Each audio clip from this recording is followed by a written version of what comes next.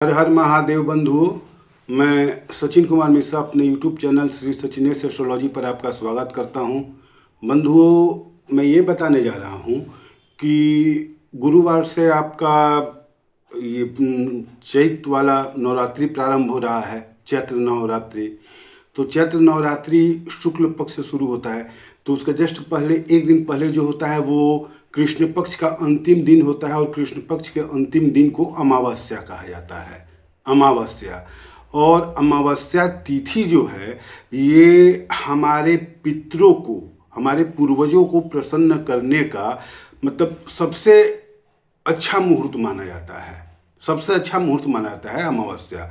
तो वैसे पितृपूजन के लिए सबसे अच्छे मुहूर्त में आपका चतुर्थी भी आता है, अष्टमी तिथि भी आती है। चतुर्थी तिथि, अष्टमी तिथि और फिर अमावस्या, ये तीन तिथियाँ बड़ी महत्वपूर्ण होती है।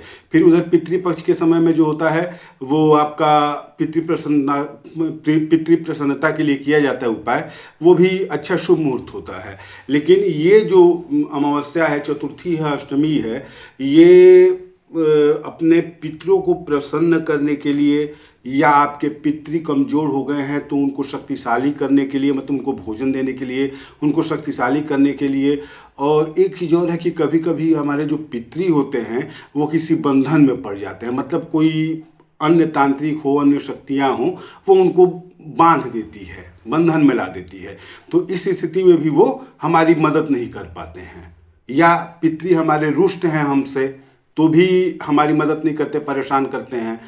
तो पितृ की प्रसन्नता के लिए, पितृ हमारे संतुष्ट हों, पुष्ट हों, मतलब शक्तिशाली हों, और अगर किसी बंधन में पड़े हुए हैं, किसी भी प्रकार के बंधन में पड़े हुए हैं जिसके कारण वो हमारा कल्याण नहीं कर पा रहे हैं, तो ऐसी स्थिति में पितरों की शांति के लिए, पितरों की प्रसन्नता के लिए और उनकी कृपा प्राप्ति के लिए, मतलब वो जिस भी परेशानी में है या रुष्ट है, अगर परेशानी में है तो उनको भी परेशानी से निकालने के लिए, अभी इस पे चर्चा बाद में होगी कि पितृ कैसे बंधन में आते हैं, पितृ को कौन बांध सकता है, ये सब चर्चा बाद में होगी। मैं बहुत छोटा सीधा साधा उपाय आपको बता रहा हूँ, इसको आपको करना है। इसमें पितृ अगर बंधन में है तो बंधन से भी मुक्त होंगे, पितृ अगर रुष्ट है तो प्रसन्न होंगे, पितृ अगर मतलब कमज़ोर हो रहे हैं तो शक्तिशाली होंगे, पुष्ट होंगे। तो इसके लिए पितृ पूजन जरूरी होता है, ठीक है। पितरों के पूजन में सबसे ज़्यादा महत्व जो होता है वो तर्पण का होता है। पितरों के पूजन में सबसे बड़ा महत्व तर्पण का होता है। एक चीज़ हम आपको बता दें कि अब जैसे जैसे समय का विकास हुआ तो ये माना गया कि जिसके पिता नहीं है वही तर्पण कर सकता है पितृपक्ष में, तो ऐसा नहीं है। आप शास्त्र उठा करके देखिए, निर्णय संधु वगैरह, चाहे कोई भी किताब, तो ये हम मेरे गुरु जी ने मुझे बताया है कि पितरों के लिए तर्पण का अधिकार प्रत्येक पुरुष को है, प्रत्येक पुरुष को है। क्योंकि ठीक है मेरे पिताजी हैं, लेकिन उनके पिताजी, फिर उनके पिताजी, ऐसे करके मतलब कई पीढ़ियाँ ऊपर जो है, जो मरे हैं वो भी तो हमारे पितृ हुए, और उन्हीं के आशीर्वाद से हमारा कुल चल रहा है, वंश चल रहा है, हमारे जीवन में सुख शांति आ रही है। तो सबको पितृ के तर्पण का अधिकार है, पितृ को प्रसन्नता का अधिकार है। लेकिन कालांतर में जैसे जैसे समय बीता वैसे वैसे कई तरीके के मतलब मतभेद आने शुरू हुए, लोग अपने से नियम बनाने लगे। कुछ लोग कहते हैं कि नहीं, पितृ पूजन में मतलब जो पितृपक्ष होता है उसमें मेरे माता पिता हैं तो हम जानबूझ करके बढ़ावा नहीं करेंगे, हम लहसुन प्याज खाएंगे। अरे भाई, आपके माता पिता हैं ठीक है, लेकिन जो आपके पिता हैं उनके माता पिता तो नहीं है। अगर दादा दादी भी जिंदा हैं तो उनके माता पिता नहीं है, फिर उनके ऊपर की पीढ़ी नहीं है, तो वो तो पितृपक्ष में आपके यहाँ आते हैं। तो ऐसी स्थिति में जो घर है उसका माहौल मतलब शुद्ध होना चाहिए, पवित्र होना चाहिए, इसका ख्याल रखना चाहिए।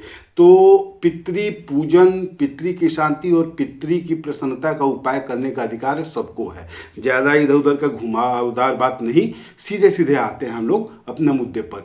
तो अमावस्या है, फागुन की अमावस्या है, इसके बाद आपका चैत्र का नवरात्र शुरू हो जाएगा। आपको करना क्या है कि हर अमावस्या को चाहे तो कर सकते हैं, बहुत अच्छा रहेगा हर अमावस्या को। लेकिन अगर नहीं होता है तो इसी अमावस्या को कीजिए, साल में एक बार कीजिए, किसी अमावस्या को चुन लीजिए, उसको कीजिए, चाहे जैसे करना हो कीजिए। लेकिन कोशिश ये कीजिए कि छोटा उपाय कीजिए, कम समय का उपाय कीजिए, डेली कीजिए। प्रतिदिन कीजिए, वो ज़्यादा अच्छा होगा। आप प्रतिदिन थोड़ा थोड़ा भोजन करेंगे, हमेशा स्वस्थ रहेंगे। आपको एक ही बार में बहुत ज़्यादा भोजन दे दिया जाए, फिर बाद में आपको छोड़ दिया जाए 1 साल के लिए, तो फिर आप परेशान होंगे। तो बस यही चीज़ पितरों के साथ भी होता है। तो पितृ प्रसन्नता के लिए 2-3 उपाय हैं, इसको आप करने की कोशिश कीजिए। देखिए, एक चीज़ है कि कपूर जो होता है, कपूर, इसको जलाने से हमारे पितरों को पुष्टि मिलती है, तुष्टि मिलती है कपूर को जलाने से। तो कोशिश कीजिए कि इस अमावस्या को आप कपूर 1 की संख्या में, 3 की संख्या में या 5 की संख्या में जलाएं, और जलाते समय अपने पितरों को, पूर्वजों को, अपने घर के कुल देवी कुल देवता को अवश्य याद कर लीजिए। इससे ज़्यादा आपको कुछ नहीं करना, ना संकल्प करना है, ना आवाहन करना है, ना किसी पंडित जी को बुला करके भारी भरकम पूजा करवानी है, कुछ नहीं। 1, 3, 5 की संख्या में आप, या 9 की संख्या में, 7 की संख्या में, 11 की संख्या में, मतलब यही 1, 3, 5, 7, 9 की संख्या में आप कपूर को लेकर के घर में जलाइए। घर में मतलब घर से थोड़ा अपने ज़मीन में ही करना है, करना अपने ज़मीन में ही है, लेकिन रूम में, जैसे पूजा घर है वहाँ पे करिए, या रूम से बाहर बरामदे में जा कर के करिए, और कपूर को जलाइए। कपूर को जलाने के साथ साथ अपने घर के पितृ देवता जो हैं उनको, और कुल देवता कुल देवी हैं उनको, अपने पूर्वजों को जिनको आप जानते हैं उनको याद कर लीजिए। अगर नहीं जानते हैं तो ऐसे ही बोल दीजिए कि भाई जो भी मेरे घर के पितृ देवता हैं, देवी हैं, कुल देवता कुल देवी हैं, पूर्वज हैं, वो प्रसन्न हो, हम उनकी प्रसन्नता के लिए कपूर जला रहे हैं, पहली चीज़। दूसरी चीज़ कि अमावस्या को गाय का कच्चा दूध लेकर के आप कपूर जला लिए, इसके बाद आप गाय का कच्चा दूध लेकर के अपने पितरों के नाम पे, पूर्वजों के नाम पे, कुल देवी कुल देवता के नाम पे जमीन पे गिरा दीजिए, जमीन पे गिरा दीजिए। सिंपल उपाय है। आप चाहें तो कपूर जलाने के बाद ये गाय का कच्चा दूध जो है, पूर्वजों को याद करके उनके नाम पे आप कच्चा दूध गिरा दीजिए, या कोई एक उपाय कर लीजिए। ये भी है, मतलब ऐसा नहीं कि ये एक दूसरे से जुड़ा हुआ है कि कपूर जलाइएगा तो दूध गिराना ही है, या दूध गिराना है तो कपूर जलाना ही है, ऐसा कुछ नहीं है। मैक्सिमम उपाय जितना आप कर सकते हैं, 2-2 मिनट का उपाय है, आप कर लीजिए। जितना उपाय करेंगे उतना फायदा होगा, लेकिन मतलब ये एक दूसरे से बंधा नहीं है। ये ऐसा नियम नहीं कि कपूर जलाने के बाद दूध गिराना ही है, ये ऐसा नहीं है। दोनों अलग अलग उपाय हैं। मैं जो भी 2-3-4 उपाय है वो आपको एक ही वीडियो में बता दे रहा हूँ। जो आपको पसंद पड़े कीजिएगा, जितना उपाय पसंद हो उसको कीजिएगा। कोशिश कीजिएगा कि अगर आपसे रेगुलर ये उपाय हो जाए तो इस उपाय को करके देखिएगा। तो पहला उपाय है कपूर जलाना अपने पितरों को याद करके। दूसरा उपाय क्या है कि दूसरा उपाय है ये, गाय का कच्चा दूध ले करके अपने पितरों को, पूर्वजों को, कुल देवी कुल देवता को याद करके जमीन पर गिरा देना है, फिर प्रणाम करना है। जमीन पे दूध रहेगा तो वहाँ थोड़ा पानी बाद में मार दीजिएगा कि किसी का पैर न लगे। ये 2 उपाय हो गया। इसके बाद एक उपाय और है, अगर आप कर सकते हैं तो गीता के 4था अध्याय का और 11वां अध्याय का, गीता जो भागवत गीता है, बाजार में बिकती है, उसका 4था अध्याय या 11वां अध्याय, ये दोनों है। दोनों को पढ़ने से पितरों को शांति मिलती है, उनको पुष्टि तुष्टि मिलती है, वो शक्तिशाली होते हैं। और अगर किसी बंधन में बंधे हुए हैं तो उससे मुक्ति में भी सहायता मिलती है, लेकिन एक बार के पढ़ने से नहीं मिलती है। तो अगर किसी बंधन में है तो कुछ दिन चला दीजिएगा। तो आप 4था और 11वां गीता के अध्याय का यथाशक्ति पाठ कर लीजिए। मतलब दोनों का 1-1 पाठ कीजिए, 3-3 पाठ कीजिए, 5-5, जितना आपसे पार लग जाए।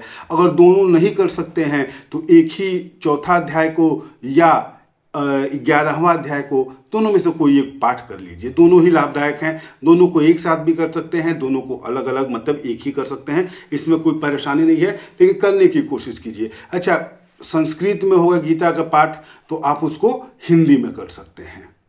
अगर संस्कृत में पाठ है, आप नहीं पढ़ पा रहे हैं संस्कृत, तो हिंदी में पाठ कीजिए। बस करना आपको यही है कि उस पाठ को करने से पहले हाथ में जल लीजिए और भगवान को याद कीजिए। चूँकि गीता कृष्ण भगवान से जुड़ा हुआ है तो आप भगवान कृष्ण को याद कीजिए और अपना नाम लेकर कहिए कि मैं इस गोत्र में उत्पन्न अपने पितरों, पूर्वजों, कुल देवी कुल देवता, जो भी आपको मतलब याद हो, तो अपने पितरों की शांति के लिए, प्रसन्नता के लिए, और अगर किसी बंधन में हैं तो उस बंधन से मुक्ति के लिए, हे भगवान, मतलब हे कृष्ण भगवान, आपके गीता के 4था अध्याय का या 11वां अध्याय का जो पाठ आपको करना हो, अगर दोनों करना है तो दोनों का, कि मतलब इस चौथा अध्याय का या 11वां अध्याय का या दोनों का एक पाठ, 3 पाठ, 5 पाठ, जितना आपकी मतलब सक्षमता है, जितना आप सक्षम हैं वैसे कम से कम एक पाठ का तो संकल्प लीजिए ही। तो इतना पाठ करने का संकल्प लेता हूँ, बस कह के जल गिरा दीजिए। ख्याल रखिएगा कोई चीज़ मांगना नहीं है, आप पितरों की प्रसन्नता के लिए, ये हमेशा याद रखिएगा कि भगवान के पूजा में भगवान की प्रसन्नता का उपाय किया जाता है, न कि हे भगवान मुझे ये चीज़ चाहिए, ये उपाय नहीं होता है। तो ऐसा संकल्प ना लीजिएगा। तो आप अपने पितरों की प्रसन्नता के लिए, उनकी पुष्टि तुष्टि के लिए, अगर किसी बंधन में है, कष्ट में है, तो उससे मुक्ति के लिए आप गीता के पाठ का चौथा अध्याय का या 11वां अध्याय का या दोनों का पाठ करने का संकल्प ले लीजिए, यथाशक्ति संकल्प लीजिए। अब यथाशक्ति में आपसे जितना हो जाए, आप ये मत कहिए कि मैं 1 पाठ या 3 पाठ या 5 पाठ करने का संकल्प लेता हूँ, बस यथासंख्या या यथाशक्ति पाठ करने का संकल्प लेता हूँ, ऐसा कह के उस जल को छोड़ दीजिए। उसके बाद जो आपने संकल्प किया है उसको, हिंदी में भी है गीता का चौथा अध्याय का हिंदी अनुवाद भी है, 11वां अध्याय का हिंदी अनुवाद भी है। जितना पाठ हो सके, जितना आप कर सकते हैं उतना पाठ कीजिए। चाहे तो चौथे अध्याय का कर सकते हैं, चाहे तो 11वें अध्याय का कर सकते हैं, चाहे तो दोनों का कर सकते हैं, ये आप कर सकते हैं। ये इतना हो गया। अच्छा, पितर अगर आपके बंधन में हैं, पितृ प्रसन्न नहीं है, तो घर में आपके मांगलिक कार्य नहीं होगा, जो वंश वृद्धि होता है वो नहीं होगा, जीवन में अचानक से परेशानी आएगी, अकाल मृत्यु भी होती है और तरह तरह की परेशानी होती है। आप कई बाबाओं के पास जाते हैं, कई उपाय करते हैं, कोई लाभ नहीं मिलता है। तो ऐसी स्थिति में आपको अपने पितरों को प्रसन्न करना है। तो पितरों को प्रसन्न करने के लिए एक तो जो अमावस्या आ रहा है, आप इस उपाय को कीजिए। इसके साथ ही साथ अगर आपसे संभव हो, अगर संभव हो तो प्रतिदिन गीता के चौथा और 11वां पाठ का या चौथे का या 11वें का कोई एक पाठ का एक पाठ कर लिया कीजिए, उसमें कोई दिक्कत नहीं है। हिंदी में कर लीजिए और सोमवार को और अमावस्या को, ये याद रखिएगा, सोमवार को या अमावस्या को अपने पितृ के नाम पे, पूर्वज के नाम पे, कुल देवी कुल देवता के नाम पे आपको कपूर जो है 1, 3, 5, 7 की संख्या में जितना आपको पार लगता है उतना लीजिए। ख्याल रखिएगा कि संख्या निश्चित कर लीजिएगा कि मुझे 1 कपूर जलाना है या 3 कपूर जलाना है या 5 कपूर जलाना है, और वही रेगुलर जलाइएगा, उससे ज़्यादा नहीं। और ये आपको सोमवार को ही करना है, सोमवार को ही करना है कि कपूर जला दीजिए, कपूर जला दीजिए, पितरों का नाम ले लीजिए।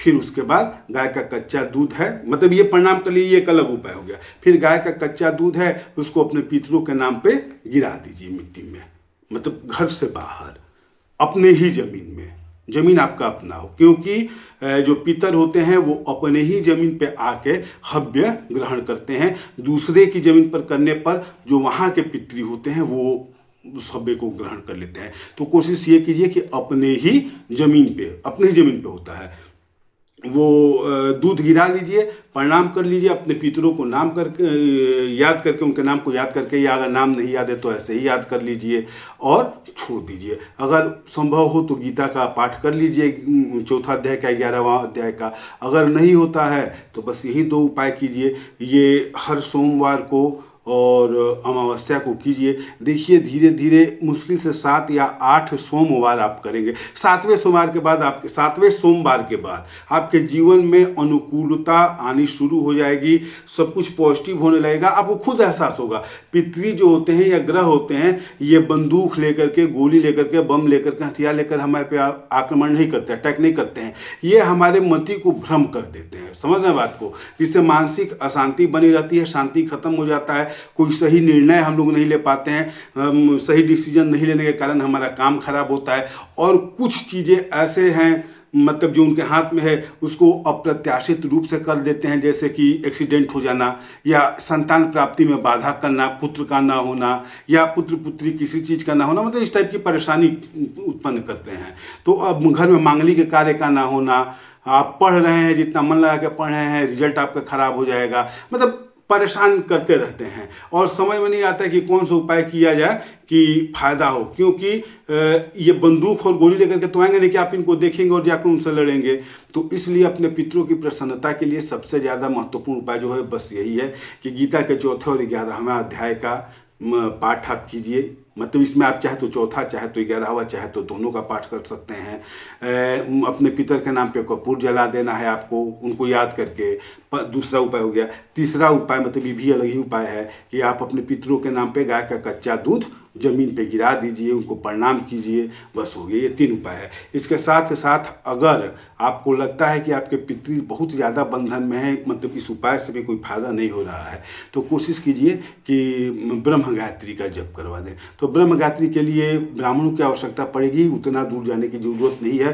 अगर आप इस उपाय को करके रेगुलर, जैसे शुरू करने के बाद आप अगर प्रतिदिन गीता के 4था अध्याय का पाठ करते हैं या 11वां अध्याय का पाठ करते हैं, तो कुछ दिन के बाद खुद ब खुद आपके पितर जो होंगे, जो आपके मतलब पितृ देवता हैं, कुल देवता हैं, वो खुद ब खुद मजबूत होंगे, शक्तिशाली होंगे, और जिस भी बंधन में बंधे हैं, किसी भी बंधन में बंधे हैं, धीरे धीरे धीरे धीरे भगवान कृष्ण के कृपा से, उनके मतलब सहयोग से वो उस बंधन को काट कर बाहर निकल जाएंगे। तो एक बार आप इस उपाय को करके देखिए, बहुत महत्वपूर्ण उपाय है, ये मेरे गुरुजी ने बताया है। और इस उपाय को करने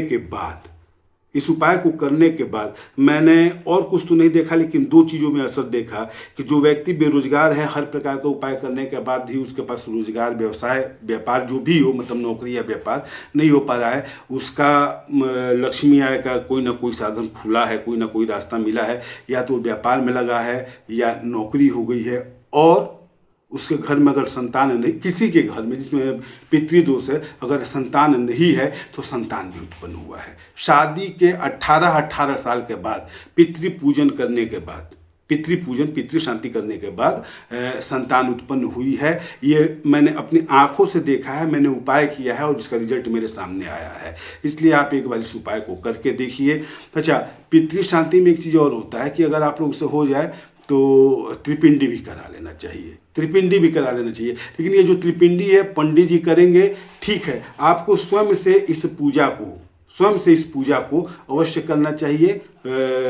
कपूर जलाने वाला, फिर गाय का कच्चा दूध उनके नाम पे समर्पित करने वाला, और गीता के 4था या 11वां अध्याय का पाठ करने वाला। इस उपाय को आप करिए।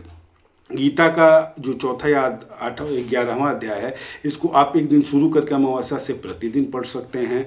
लेकिन कपूर जलाने वाला उपाय जो है और जो गाय का कच्चा दूध गिराना है, ये आपको सिर्फ सोमवार को करना है या अमावस्या को करना है। बस यही अंतर है कि या तो सोमवार को करना है या अमावस्या को करना है कपूर जलाने वाला उपाय, और गाय का कच्चा दूध पितरों के नाम पर समर्पण करने वाला। बाकी आप अमावस्या से या सोमवार से शुरू करके गीता के 4था या 11वां जो भी अध्याय है उसको हिंदी में, संस्कृत में, जिसमें भी पाठ करना हो आप कर सकते हैं। अमावस्या से या सोमवार से शुरू करके आप प्रतिदिन इस पाठ को कर सकते हैं, उसमें कोई दिक्कत नहीं है। धीरे धीरे आपकी सारी समस्या हल होती जाएंगी। विश्वास करिए, एक बार करके देखिए, इससे बहुत फायदा हुआ है, बहुत लोगों को फायदा हुआ है, मैंने अपनी आंखों से देखा है। ठीक है बंधुओं, धन्यवाद। हर हर महादेव।